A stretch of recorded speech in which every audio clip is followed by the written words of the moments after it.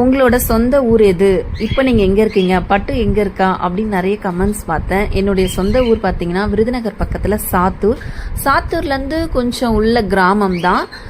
எங்கள் அப்பா வந்து பார்த்தீங்கன்னா இப்போ ஊருக்கு போயிட்டு வந்திருந்தாரு. எனக்கு வந்து இந்த கருப்பட்டி மிட்டாய்னா ரொம்ப பிடிக்கும். நான் வந்து வாங்கிட்டு வர சொல்லியிருந்தேன். இந்த கருப்பட்டி மிட்டாய் சாத்தூரில் ரொம்ப ஃபேமஸ், வந்து சாத்தூர் சேவன் சொல்லுவாங்க. அதே மாதிரி இந்த கடலை மிட்டாய் அப்படின்னு சொல்லிட்டு கோவில்பட்டியில் ரொம்ப ஃபேமஸ் நினைக்கிறேன்.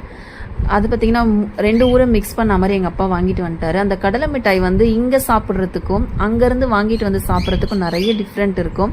அங்கே ரொம்ப நல்லா டேஸ்ட்டாக இருக்கும், முறுமுறுன்னு இருக்கும். எனக்கு ரொம்ப பிடிக்குங்க இந்த கடலை மிட்டாய். இந்த கடலை மிட்டாயும் சரி, அந்த கருப்பட்டி மிட்டாயும் சரி எனக்கு ரொம்ப பிடிக்கும். எப்போ போனாலுமே எங்கள் அப்பாவை வாங்கிட்டு வர சொல்லிடுவேன். அது வந்து அவ்வளோ மொறுன்னு ஜிலேபி மாதிரி இருக்கும். உங்களோட சொந்த ஊர் எது அப்படிங்கிறதையும், உங்கள் ஊரில் என்ன ஃபேமஸ் அப்படின்னு மறக்காமல் கமெண்டில் சொல்லுங்கள்.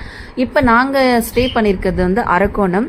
பட்டு வந்து அரக்கோணத்தில் தான் இருக்கான். இந்த கருப்பட்டி மிட்டாய் எனக்கு ரொம்ப பிடிக்கும்.